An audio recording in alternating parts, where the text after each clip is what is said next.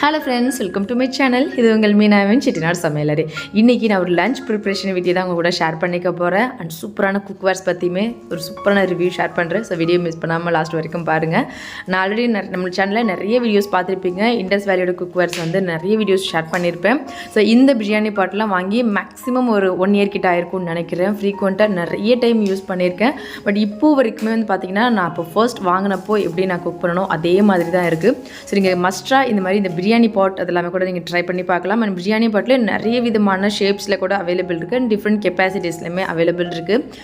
So இதில் வந்து பார்த்திங்கன்னா நமக்கு ஹெவியான பேஸில் இருக்கிறதுனால நீங்கள் பிகினராக இருந்தால் கூட தாராளமாக இதில் நீங்கள் பிரியாணி ட்ரை பண்ணலாம். ஏன்னா அந்தளவுக்கு சமைக்கிறதுக்கு ரொம்பவே கம்ஃபர்டபுளாக இருக்கும்.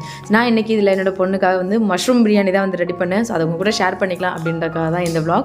அதுக்கு வந்து கொஞ்சம் கீ அப்புறமா ஆயில் சேர்த்துக்கிட்டு ஏலக்காய் ஸ்டார் இன்னிஸ் அப்புறமா பட்டை இலை அதாவது பிரிஞ்சி இலை சொல்லுவாங்க அதெல்லாம் சேர்த்துட்டு 2 பெரிய வெங்காயம் அதை வந்து கட் பண்ணி சேர்த்துருக்கேன். நல்லா நீளமாக கட் பண்ணிக்கலாம். ஸோ இது வந்து ப்ரெஷர் குக்கரில் தான் பிரியாணி பண்ண முடியாது. மார்னிங் டைமில் இது பாசிபிளா அப்படின்னு கேட்டிங்கன்னா கண்டிப்பாக பாசிபிள் தான். ஏன்னா ஹீட் வந்து நமக்கு ஈவனாக ஸ்ப்ரெட் ஆகும். நமக்கு நல்லா வந்து ஒரு ஹீட் ரிட்டைன் ஆகிட்டே இருக்கும். அதனால் நம்ம வதக்குற அந்த பொருட்கள் கூட சீக்கிரமாக வதங்கிடும். ஸோ வெங்காயம் நல்லா வதங்கினதுக்கப்புறமா கொஞ்சம் 2 டீஸ்பூன் அளவுக்கு இஞ்சி பூண்டு பேஸ்ட் வந்து சேர்த்துருக்கேன். அது கூடவே காரத்துக்கு 2 பச்சை மிளகாய் சேர்த்துருக்கேன். உங்களுக்கு காரம் அதிகமாக வேணும் அப்படின்னா நீங்கள் அந்த மாதிரி கூட சேர்த்துக்கலாம். இதுக்கு அட்டாச்சாக லிட்டுமே வருது. ஸோ நம்ம தம் போடுறதுக்கு கூட நீங்கள் தனியாக வந்து தோசைக்கல்லாம் வைக்கணும் அந்த மாதிரிலாம் இல்லை. அடுப்பை வந்து மீடியம் ஃப்ளேமில் வச்சிட்டிங்க அப்படின்னாலே கரெக்டாக வந்து குக் ஆகிடும். கண்டிப்பாக நீங்கள் லாஸ்ட்டில் பார்ப்பீங்க. வெங்காயம் இஞ்சி பூண்டு பேஸ்ட்லாம் நல்லா வதங்கினதுக்கப்புறமா 2 தக்காளி கட் பண்ணி வச்சுருக்கேன், அதையும் சேர்த்துருக்கேன். அது கூடவே 1 கைப்பிடி அளவுக்கு புதினா இலை, கொஞ்சமாக கொத்தமல்லி. ஏன்னா நம்ம கொத்தமல்லி விட புதினா வந்து அதிகமாக சேர்க்கும் போது அந்த ஃப்ளேவர் வந்து ரொம்பவே நல்லாயிருக்கும். ஸோ மார்னிங் டைமில் இந்த மாதிரி நீங்கள் பிரியாணி வந்து ரொம்ப குயிக்காகவே வந்து ரெடி பண்ணி கொடுத்துடலாம். ஸோ பசங்களுக்கும் ரொம்பவே பிடிக்கும். ட்ரைப்ளே குக்வேர்ஸில் என்ன ப்ளஸ் அப்படின்னு பார்த்தீங்கன்னா நமக்கு அதை க்ளீன் பண்ணி மெயின்டைன் பண்ணுறது ரொம்பவே ஈஸி. நம்ம குக்கிங் டைம் ரொம்பவே சீக்கிரமாக முடிஞ்சிடும். தக்காளி நல்லா வதங்கினதுக்கு அப்புறமா நான் வந்து காஷ்மீரி மிளகாய் தூள் வந்து சேர்த்துருக்கேன். அது உங்களோட காரத்துக்கு ஏற்ற மாதிரி நீங்கள் தனி மிளகாய் தூள் அதெல்லாமே கூட சேர்த்துக்கலாம். நான் இன்றைக்கி 1 டீஸ்பூன் அளவுக்கு காஷ்மீரி சில்லி பவுடர் அப்புறமா ஒரு 1/2 டீஸ்பூன் அளவுக்கு தனி மிளகாய் தூள் அது வந்து சேர்த்துருக்கேன். காரம் கொஞ்சம் லைட்டாகவே இருக்கட்டும்ன்றனால ஒரு பாக்ஸில் வர மஷ்ரூம் ஃபுல்லாகவே வாஷ் பண்ணிவிட்டு இந்த மாதிரி கட் பண்ணி எடுத்துக்கோங்க. அதையும் நல்லா இந்த மசாலா கூட சேர்த்துட்டு ஒரு 2 நிமிஷம் நல்லா வதக்குனிங்கன்னா அந்த மசாலா எல்லாமே அதில் ஸ்ப்ரெட் ஆகிட்டு அதுலேருந்து லைட்டாக அந்த தண்ணி வந்து வெளில வரும். ஸோ அந்த டைம் வரைக்கும் நல்லா இது வந்து வதக்கிக்கலாம். இந்த பிரியாணி பாட் நீங்கள் தாராளமாக இண்டக்ஷனில் கூட வச்சு குக் பண்ணிக்கலாம். இதில் பிரியாணி மட்டும் இல்லாமல் புலாவ், கிரேவி அதெல்லாமே கூட நீங்கள் ரெடி பண்ணிக்கலாம். இப்போ வீட்டுக்கு கெஸ்ட்லாம் வர்றாங்க, அதிகமான குவான்டிட்டியில் நீங்கள் இல்லை சிக்கன் கிரேவி இல்லை மட்டன் குழம்பு அதெல்லாம் வைக்கணும் அப்படின்னா கூட தாராளமாக இதில் ரெடி பண்ணிக்கலாம். நான் ஆல்ரெடி சொல்லியிருந்த மாதிரி பிகினர்ஸ் கூட இதில் ஈஸியாக பிரியாணி செய்ய கற்றுக்கலாம். அந்தளவுக்கு ரொம்ப கம்ஃபர்டபுளாக இருக்கும். நான் ஆக்சுவலி பிரியாணி பாட்லேயே வந்து 3 டிஃப்ரெண்ட் சைஸில் வச்சுருக்கேன். நான் இதுக்கப்புறமா தான் வந்து நான் பிரியாணி செய்யவே வந்து கற்றுக்கிட்டேன். ரொம்பவே ஈஸியாக இருக்குது. ஸோ கண்டிப்பாக ட்ரை பண்ணி பாருங்கள். நான் எனக்கு 1.5 டம்ளர் பாஸ்மதி அரிசி வந்து ஊற வச்சு எடுத்துருக்கேன். நம்ம 1 டம்ளர் அரிசி சேர்க்கும் போது 1.5 டம்ளர் தண்ணி வந்து சேர்த்துக்குவோம். நான் எனக்கு 1.5 டம்ளர் அரிசி ஊற வச்சுருக்கிறதுனால நான் வந்து 2 டம்ளர் அளவு தண்ணி வந்து சேர்த்துருக்கேன். ஸோ தண்ணி நல்லா கொதிச்சதுக்கப்புறமா நம்ம அரிசியை சேர்த்தோம் அப்படின்னா நமக்கு சாதம் வந்து ரொம்ப உதிரியாக இருக்கும், ஒன்றோட ஒன்று ஒட்டாது.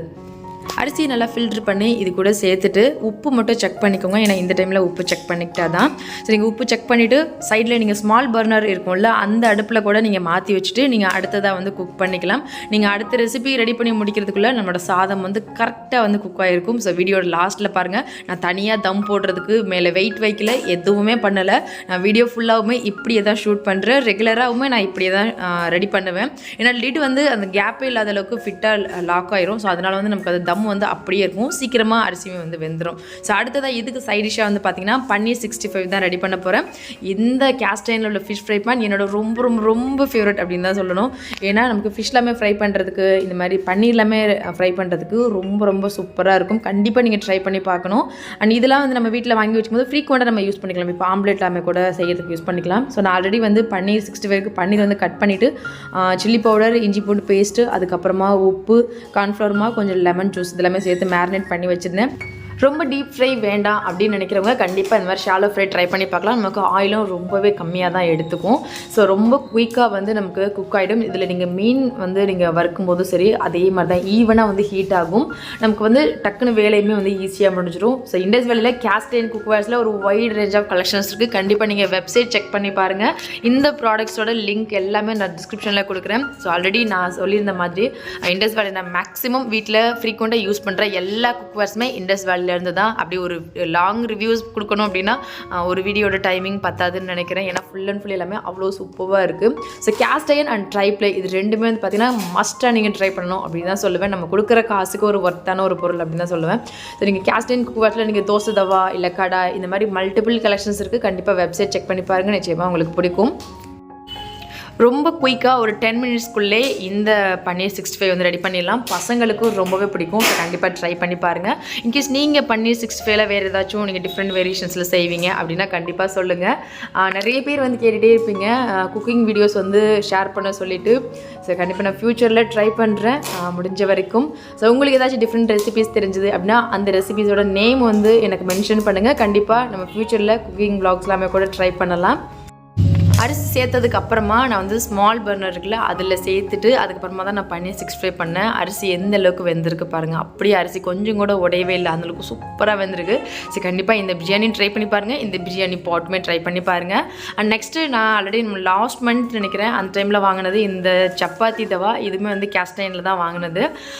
ஸோ இதிலே வந்து பார்த்திங்கன்னா நமக்கு சப்பாத்தி வந்து நம்ம ரெடி பண்ணிக்கலாம். ஆம்லெட், ஊத்தப்பம், தோசை எல்லாமே கூட ரெடி பண்ணிக்கலாம். பட் இருந்தாலும் நீங்கள் சப்பாத்திக்குன்னு அப்படின்னு யூஸ் பண்ணுறக்கால் நீங்கள் சப்பாத்திக்கு மட்டுமே யூஸ் பண்ணிங்கன்னா ரொம்பவே சூப்பராக இருக்கும்.